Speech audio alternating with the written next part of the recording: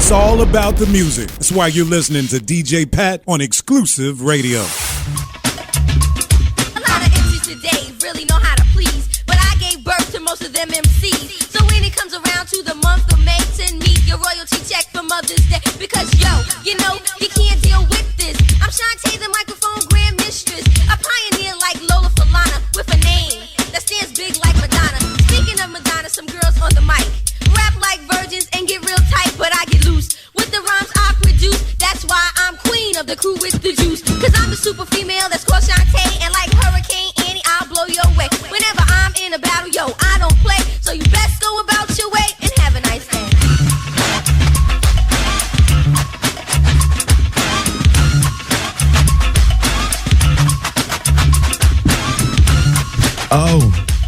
Exclusive Radio, WIIT 88.9. That was the legendary Roxanne Shante. And before that, that was a Biggie mix, B.I.G., Notorious B.I.G. mix. Today is March 9th, commemorating 20 years of Biggie's death. Live on WIIT 88.9, Exclusive Radio, live from the Ace in the Cat studio in Chicago. I'm DJ Pat XKLusive, and I have a very special guest on the live line right now. Miss Roxanne Shante, you there? Yes. Hey, welcome to the show, Exclusive Radio. Woo! Welcome to WIIT 88.9, Exclusive Radio presents Miss Roxanne Shante. Welcome to the show, love. How you feeling? I'm absolutely great. How are you? I'm good. Live with Miss Roxanne. Roxanne, one of the legendaries, matter of fact, first female battle rappers, I'll say, of all time. You know, it'd be you, and then everything else going on right now will be after you, but I'll say you're one of the ones that legendarily trailblazed it. And I just want to give you your props and want to hear your story. Can you start from the beginning when you start MCing, start rapping in the streets? Well, I actually, what I was known as to be a great battle rapper, and what I would do is go around from different housing projects, and people would put up money for me to battle other MCs. And they would come from all around New York City, basically just to battle. And I started doing this at the age of 10. I started doing it at 10. And by the time I was 15, I was known all around the city. And I've been seeing a lot of footage with you battling around and got to a point where you got into the big controversy with Kangaroo Kid. UTFO, that kind of what took you to national commercialism, would you say? Yeah, absolutely. And his name is Chango, after the hat. Right. And yeah, so his name is Chango Kid, and what it was he was part of a group called UTFO, and UTFO had a song at the time called Roxanne, and what I did was a response record to Roxanne, where I took on the title of being Roxanne, pretty much just to tell the guys, like, you know, you can't talk about, you're not able to talk to a female like that, you shouldn't talk to someone like that, you have to have more respect, and then being able to show my MC skills. So basically, it was my first time putting it on wax, as opposed to just going to a battle and doing it in the streets or doing it in the park, where, you know, a lot of it took place there. Can you tell me a little bit about hip-hop in the beginning? Did it just start in the Bronx? Was it all over the Five Boroughs? Like, what was the energy like trying to, in the beginning of hip-hop, you know, with just the DJs and then flipping back, break records? You know, the thing about it is that, you know, hip-hop is a lot older than me, you know. If you want to say where hip-hop began, then you would have to talk to, like, the forefathers and the foremothers about hip-hop. Right. You know, I came along the time where hip-hop was beginning to be a teenager. You know, hip-hop is 48 years old. So, you know, me and hip-hop are running neck and neck as far as age goes. So we kind of grew together. But where it first began, you would have to talk about your Cool Herbs. You would have to talk about your Park Jams. You would have to talk about Grandmaster Flash. Your Bambadas. Yeah. So, yeah. So, you know, you're talking about a whole hip-hop generation before me. And you in order to find out where hip hop began. And I would say you kind of came in like on the second wave, on the second tier. around what the late 80s? I would say that I came along when hip hop when hip hop first started going commercial, when MCs started finally getting major deals, when they started getting deals with major label, when hip hop started being taken seriously. A lot of times people just thought that hip hop was going to be a fad or a phase, that it wasn't going to last long, or it wasn't going to be around for a very long time. And I came along just at that point where people started to realize, like, okay, you know what, this hip-hop thing may last a little longer. You know, let's see what we can do with it. When they started doing collaborations with R&B artists, when they started being able to get six-figure deals, where that was unheard of at one time, that a lot of MCs were not getting that, let alone the fact of getting bad contracts and not being able to they just kept saying, well, I'm going to do it for the love. I'm going to do it for the love. I think I came right around the time when they started doing it for the money. Did you, now we hear all these stories about getting taken advantage of in the early days. Were you kind of on top of your business, or was it kind of tough for you financially starting off? I started making records at 14, and I think at 14, nobody is really on top of their business. Nobody is really prepared for the industry, and I don't care if you're 14 or if you're 41.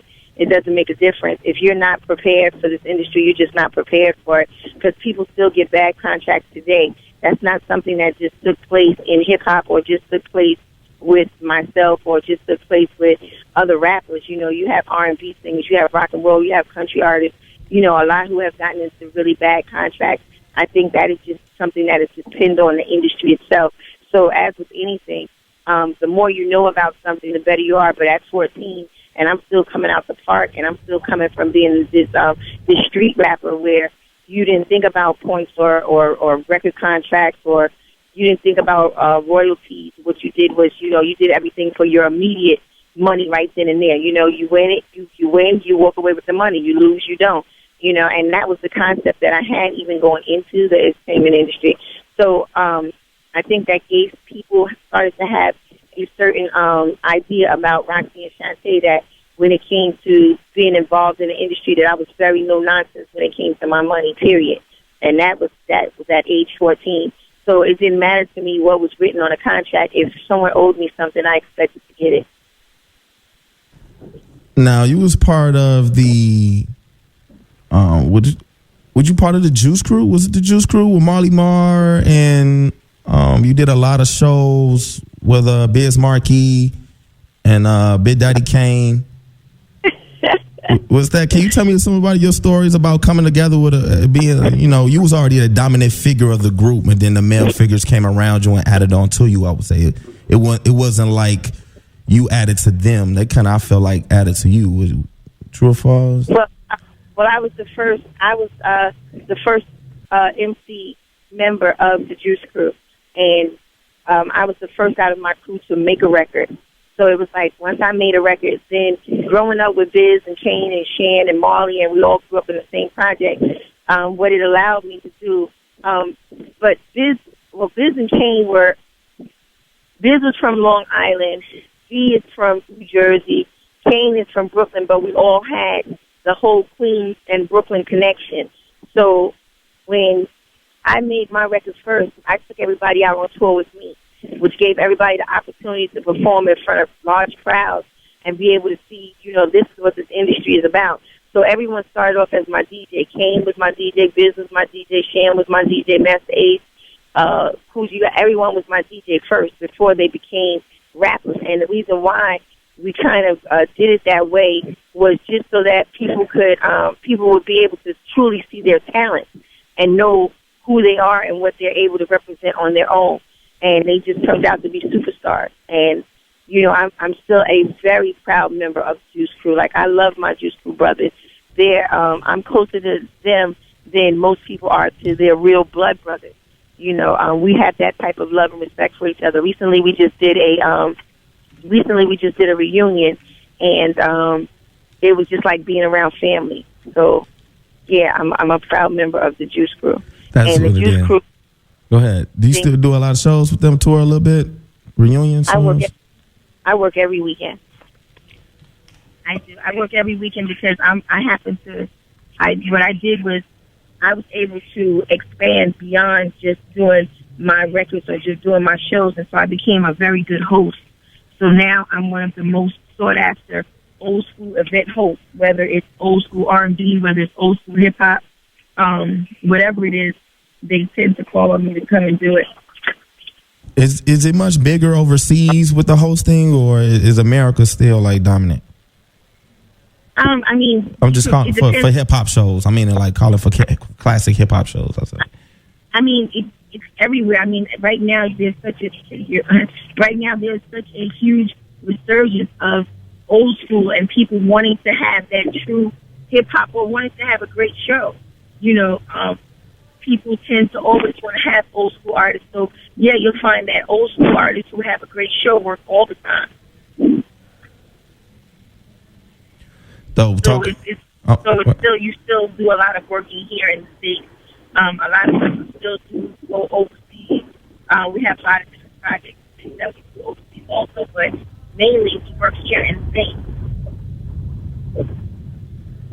Exclusive Radio right now, WIIT 88.9. Talking to Miss Roxanne Shante. You still live on the East Coast, correct? Yes, I am. I'll take a few seconds for you to get yourself together. Appreciate you coming on the show.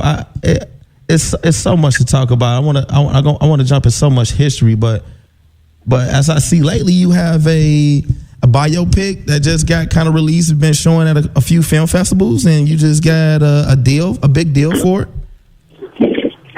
Yes, I did. I was approached to do a Bio Pic, and it's covering the whole Roxanne Shante life.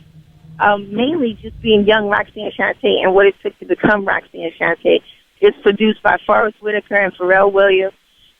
We've only shown it one time, and that was shown in Sundance. It happened to be one of the most sought-after Sundance tickets, so it really took Sundance by storm. With Sundance, you have thousands of entries, and with thousands of movies being entered, they only select 119. And out of those 119 movies, only 15 are sold. And mine happened to be one of the 15 that was sold. It was actually involved in a bidding war between Lionsgate, Miramax, and Amazon. Wow. And I don't want to do anybody any disservice for all of those who participated in the bidding war. But at the end of the day, we decided to do a multi-million-dollar deal with Neon. And I am so looking forward to the movie, and it will be out the end of the summer. And inside of it, we have Mahershala Ali, who now has a huge movie out, which is Moonlight. We also have Nia Long in it. She plays my mom. It's produced by the people who did Hidden Figures. So, you know, there's a lot of this. It has such a great body behind it, along with having a great story. So, yeah, I look forward to a lot of great success from it. You also got Forrest Whitaker, Pharrell Williams involved, and Nia Long? Yes. Yeah, and that's big. Ali, yes. What's the platform that's coming out? Is it going to be TV, movie, in the theaters, or? Oh, it's in the theaters. Okay. It's in the theaters, it's the movie. Okay. Congratulations. Most definitely deserving putting female MCs on the map, trailblazing. And was that offer, like, how fast did it come together? Like, was that offer like right after or before? Straight out of Compton? Well, what we did was we actually we met up and talked about the movie less than a year ago. Okay. Once we agreed about it in less than 2 weeks. We signed contracts and had everything done in less than a month. We started filming in less than 3 months. Wow. We finished filming in 29 days. And then we were selected in Sundance within 6 months. So all of this hasn't even been a complete year yet, and it's already sold. Wow. And it's crazy, like, you know, do you think it's because of the new trend of showing our culture now and it just coming together so fast? Well, I don't know, because there's some people who are still holding on to scripts that they've had half their life.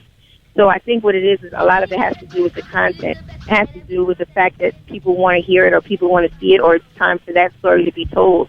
And my story is a story that's inspirational for every little girl that's coming out of the hood, every little girl that's been in a group home, every girl who thought that she couldn't make it out of maybe an abusive situation or what she was going through as a child. And, it's every little brown girl's story, and I don't want to just limit it to brown girls. I just want to say for every little girl, period, who's had those difficult moments where she wasn't sure of where she was going to go or what she was going to become. So I think that is the reason why it has such a successful point to it because of that. Because, it's something that every little girl, like, people were walking out of the theater, you smile in some parts, you laugh, you cry, but you're truly entertained for the whole time. And I think that it's a story that needs to be told. A lot of times, everybody thinks that it's always the glitz and the glamour and the this and the that when it comes to hip-hop, and they don't really get to see what happens before people become rappers. Most of the time, they just want to tell the story once they are rappers, and they want to talk about the big houses, and they want to talk about, the money in the cars and how things are like this and how it is on tour. Right. But they don't want to talk about, the rough moments before tour. No one wants to reveal those things. And so that's what I did. And I didn't tell anybody's story but my own, so, when people look at it, they're like, oh my God, like, wow, this is really, this is what she went through. This is Roxanne Shante.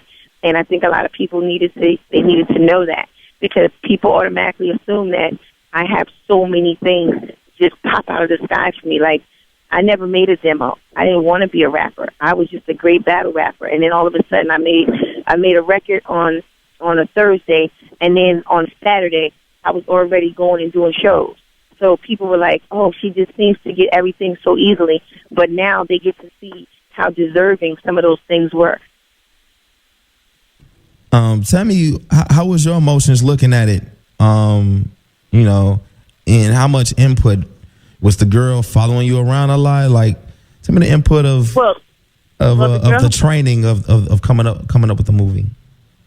Okay, well, the young lady who played me, her name is Shante Williams, and she was a phenomenal actress. Uh-huh. And what she did was she was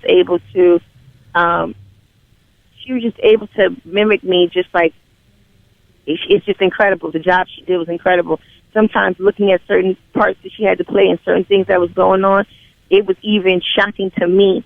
It was almost like I was stepping back into time, and I mean truly stepping back into time. So some things were an emotional roller coaster for me. Some parts I could not even watch. Some parts because I just chose not to want to relive them again. I had already relived them. I had already survived them, and I just couldn't see doing it again. Right. Under any circumstances. So that was one of the cases with that, as far as like emotionally. And then with the movie being done, I didn't get a chance to see the movie until it went to Sundance, and that was by choice. Everybody was saying like, don't you want to see the movie before it goes to Sundance? And I chose not to do that. Instead, I wanted to watch the movie in a crowd. I wanted to watch it with a packed theater, which happened to be packed. Standing, there was literally not even room to stand to watch the movie. And so, and I was like, that was emotional for me to know that many people, because it was like we were in Utah and it was a horrible storm. And to see those people standing out there in a storm, to see a movie about me was amazing to me, because I wasn't I wasn't prepared for that. So it was emotional for me. And then I had my son with me, and I also had my husband with me, but I had my son with me. And some of the things that, that were revealed in the movie were some of the things that I had not even discussed with my son, So it was like I was looking at his reaction, too, like, oh, my God, how is he going to feel when he sees this part? Or what is he going to think when he sees this? Or, because the Roxanne Shante story isn't an easy one. Right. So I was just wondering, like, okay, how is he going to deal with this one? Or, how is he going to look at me after this part? So it was very emotional, but it was a great body of emotion, and I think, like I said, I know that it's something that every young girl should see it. It's something that there's a piece of Roxanne Shante in everybody, so everybody can relate to something. Most definitely. That's everybody can relate to something. Man, that's big, and you know what? It's so many few movies out And I'm happy how the culture is starting to get seen in a whole different light. You know, Tupac movies coming soon as well. I'm happy you got that going, and you're representing it big for females. What I want to jump into somebody you was mentioning touring, and you were just saying it. But can you tell me any old like tour stories you could revamp that's maybe in a movie or not in a movie that you could think about? Well, see, touring is a little different for me as a female that was there with all of her brothers. You know, I didn't do what the fellas did, so I didn't have, I don't have those tour stories because I didn't do what they did. Right. I didn't have that. I didn't have that type of fun on tour. You know, I had already had a child. I had my first child when I was 15 years old. So, there weren't no after parties and things like that for me. Okay, so going back to when you was 14, when did you know that you made it? That wow, I'm famous. My song on the radio in these streets. I'm doing shows almost every day. I think, coming out that time, I was coming out of a group home. So I think for me, the thing that really allowed me to know that I had truly made it was the fact that I was able to go into restaurants and eat whatever it is I wanted to eat and pay for it.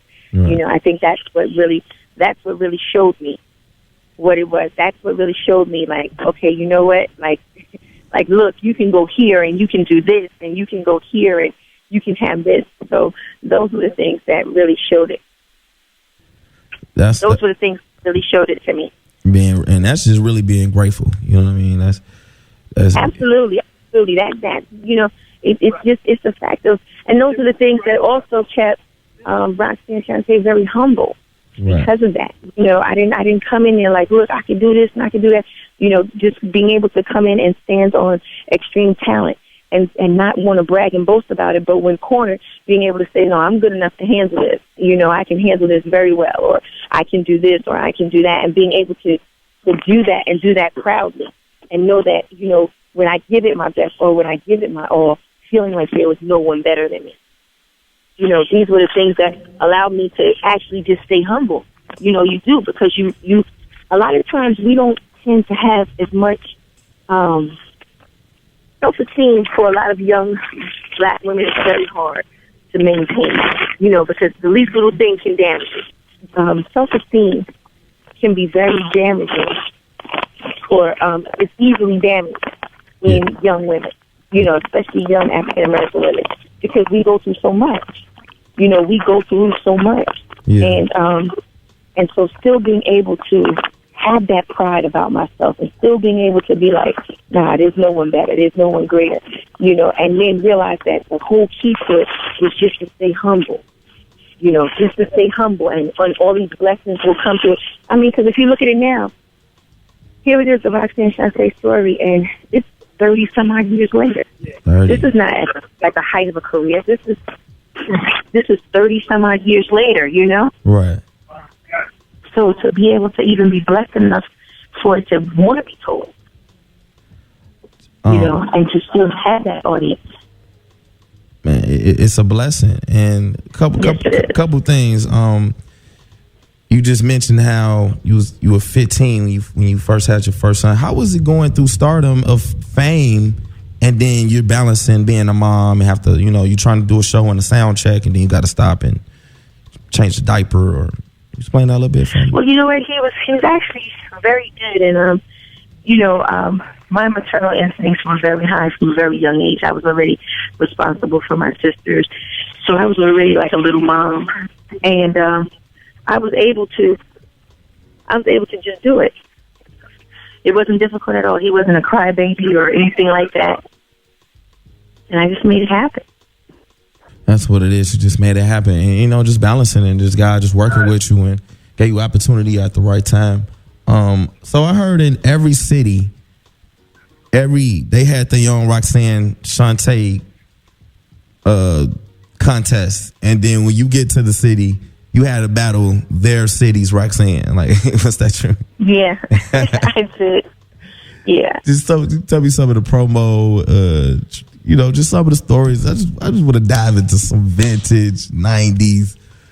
Would you ever starstruck by anyone, coming up, especially in the 80s? No, I wasn't. I mean, I wasn't. I think I was very calm, just because I was already flying on planes and, I was already a hood superstar. So that's what a lot of people didn't understand. Like sometimes when you come into the industry, some people come to the industry, they weren't known. They never knew what it was like to be popular. They never knew what it was like to, for people to see them, want them, or cheer them on, or whatever. So they get into the industry and they get a little different. But for me, I was already a neighborhood superstar, so I was already prepared. Like that was the perfect prerequisite for becoming a star, because I already knew how to treat people, how to be nice to people, how to do this, how to do that. I learned how to speak to the doorman before you go in every door, and not just look at them as a person who has to hold the door open for you. I know what it's like to, just in case somebody else needs to go in front of me in line, I don't rush. And these was because I never felt that need to be, I'm a superstar. So even when I went to other towns or other cities and people were like, oh, yeah, well, we got Baltimore's Roxanne and she wants to battle you and she going to do this and she going to do that. I was very calm. I was like, oh, okay, no problem. But then as soon as I hit the stage, I would just transform and become, Roxanne Shante. Like off stage, I'm just Shante. But on stage, I'm Roxanne Shante. And there is a difference. There is a difference. I think there's a difference in the walk. There's a difference in the talk. And I think that's why so many artists today are having such a difficulty in their regular lives, because they don't know how to turn that off. They don't know how to come off stage and become who they're supposed to be, as opposed to what their stage performance is. Wow. That's probably why a lot of them don't have a good performance, because they're so busy performing off stage that when they get on stage, they don't even know the difference on how to turn the show up. So in 30 years from now, who's going to really want to go and see them at a performance, or who's going to go and see them at a show when you don't know how to perform because you're so busy performing off stage? So there's a lot to it as far as being able to, to have longevity. And that's what the key is. The key is to have longevity. Right. Because, my career spans over 30 some odd years, and I've only made 2 albums. So you figure I've made 2 albums in 30 years. Some artists make 30 albums in 2 years. There's a big difference there. Wow, it is. And can you tell me a couple things? For one, how do you turn up a stage? How do you turn up a concert? How do you show, what is that hip hop showmanship? Well, okay, first things first, let me just say this. I have another interview in 7 minutes, and I know that I should not say that, but I try to show respect for people's time, but I'm going to keep talking to you, and I'm just going to try to, make it quick for you. Stage performance depends on how much an artist values his audience. That's what it is. Like, see me, when people come to see me, I want everybody to leave saying that they had a great time. I don't care if I got to get off stage, come out in the crowd, have people laugh and crack jokes, sit at the table with them. The next round of drinks is on me, whatever the case may be. But I like people to have a full Roxanne Shante experience, as opposed to just coming out to a show and I don't lip sync. I've never lip sync, and I don't lip sync. So, I'll get on stage and I will say my lyrics, and then I will tell people in the middle of my show, like, damn, I fucked up, didn't I? I forgot the words, didn't I? And then bust out laughing, and then they will bust out laughing with me, because they can respect that realist. They can see that in me, like, damn, I'm truly enjoying myself with this woman right now. Now, as far as for other artists, when they get on stage, sometimes they bring too many people. So if you bring too many people, then we don't know who's really performing. Is it you or is it them? And then can you perform without them? And then if you don't value your music, like truly value your music, then it's going to show in your performance. It's going to show in your delivery. Like, you're going to get up there and be like, I don't even care about this, because you don't care about it. Where I'm going to get on stage and I'm damn near going to bust my heart making sure that everybody has a great time. Right. And that's just me, and I take pride in that. Have you been making any music lately? I won't make any more records. What? I can't get a surprise feature on something if it's the right beat. No, and I'm going to tell you why. The reason why I won't do that is because I've seen so many great artists mess up by doing that. And the reason why I say they mess up is because if you have already reached legendary status, what are you trying to become? Non-legendary? What are you trying to do? But what about you never thought about collabos with any of the newer artists or any of the, like? Let me tell you, I love new artists, and I believe it's their time. Like, okay, for instance, you would not have seen Muhammad Ali get in the ring with Floyd to help Floyd out. No, it's Floyd's turn. All I want is great seats to the fight. Just make sure that I'm ringside. That's all I have. I feel like, like I'm at that Muhammad Ali stage. I'm at that great stage. So I couldn't wait to get to this point where you feel totally relaxed in who you are, and you like to see the new ones come and do it. You like to see the next generation have it. I'm not an angry, because most people feel like, old school artists, maybe sometimes they're angry. Right. I'm not. You're not. I'm that one that when they see me, they be like, damn, I would love her. Like, like a lot of the new artists, they'll be like, like, she's like my aunt. Like, I'm like that fun aunt. When I show up at the barbecue, shit is on now. We about to break out the cards. We about to play spades. We can really have us a good time. I'm that auntie. I'm not the one that feels like anybody owes me anything. The only thing you owe me is the fact to take hip hop and enjoy it, respect it, and keep it continuously growing. That's all I expect. I don't expect anything else. I don't need anyone's accolades because I've always validated myself. I'm my own validation. So I didn't need anybody else to say, oh my goodness, it's because of her. No, I don't need you to say that. I don't need you to say that it's because of me that you do this. I'm not going to sit at home angry if you don't say that. That does not bother me because I'm going to be Roxanne Shante regardless, and I'm the best Roxanne Shante I know. Oh, so two more questions. I'm trying to steal your time. Just two more questions. If you go over just 1 or 2 minutes, just two more questions, real quick. Okay. What you think? Since you're the queen of battles and the trailblazer, the founder of female battling, what you think about Shether and the whole Nicki Remy beef? Did you hear it? Okay. Yes, I did. Okay, first things first, I have no favorites. The reason why I have no favorites is because they're all like my little sisters. And because they're like my little sisters or my sisters, I can't choose a favorite. I can't say, okay, I choose this one over this one. Because I've raised so many sisters of my own, when your sisters have fights, some are going to win, some are going to lose. Somebody that's what happens in a fight. Somebody wins, somebody loses. But then the loser can come back and win, out of nowhere. But the fact is they have to come back and fight. Otherwise, they just take that loss. And I think that at this particular time, right now, we see what Remy has done. But Remy has always been a phenomenal battle rapper. Like, people may not know her history, but she was never something to fuck with. She never was. So even when little pot shots and things was taken, I would say to myself, like, now I wonder what Remy's thinking about that, and now we see what she was thinking about that. Stop subbing me. Yeah, we see what's happening. But again, it's hip hop and it's entertaining. And it's what hip-hop is supposed to be, because when I got into hip-hop, that's what it was about. It was about being the best. And in order to be the best, you had to prove that you was the best. It was about taking titles, not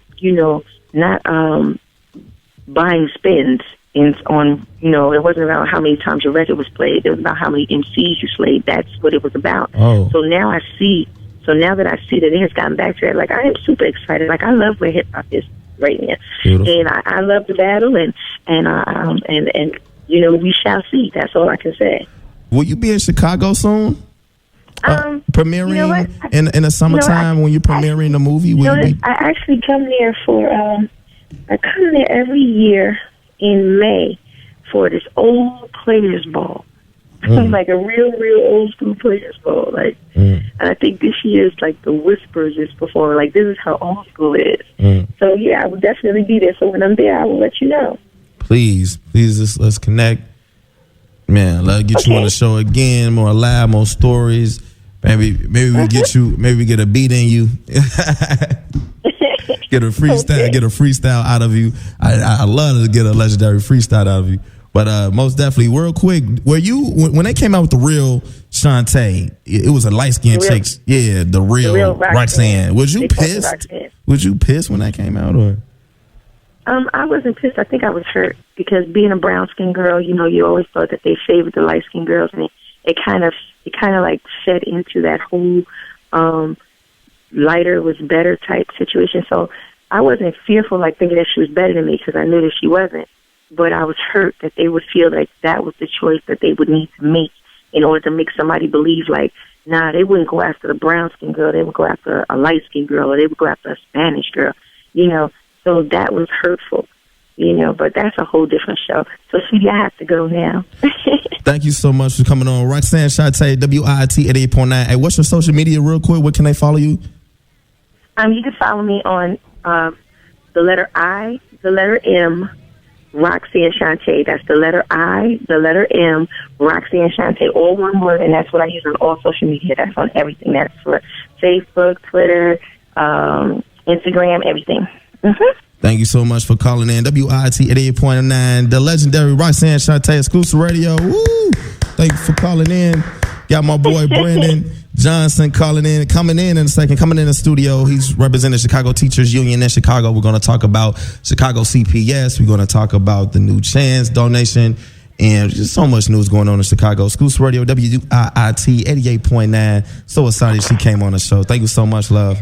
Mary, everywhere I heard the father is a fairy, but every time I see him, he's saying something new. But let me explain to him what he should do. He should be like me, a fly MC. Don't never have to write, will always write. I have the freshest rhymes that I do recite, and after that, and you know it's true. But let me tell you something else about the doctor too. He ain't really cute and he ain't great. He don't even know how to operate. He came up to me with some crabbish rap, but let me tell you something, don't you know it was whack. So when he came up to me, I told him to step back. He said, you call yourself an MC? I said, this is true. He said, explain to me really what MCs must do. Better listen very close, cause I don't say this every day. My name is Roxanne, and they call me Shante. But every time of that, I say a rhyme a disser like a disser. It ain't nothing you MCs when I miss it. So can't go if you think you cute, you think it's alright. That's why you said it in a language so y'all wouldn't have to bite. You started talking big Latin, didn't make no sense. You thought you was cute, yeah, you thought you was a prince. You're walking down the block cause I'm the one you're gonna clock, and everybody knows that you're all on my yacht. I'm just a devastating, always rocking, always had the blind pocket. Everybody knows me the And it's all about the music. That's why you're listening to DJ Pat on Exclusive Radio.